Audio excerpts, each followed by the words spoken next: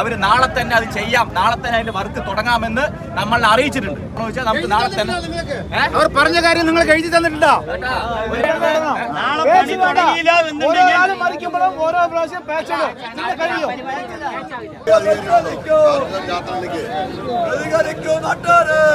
നാളെ രാവിലെയും 10 മണിക്ക് ഇവിടെ വരും.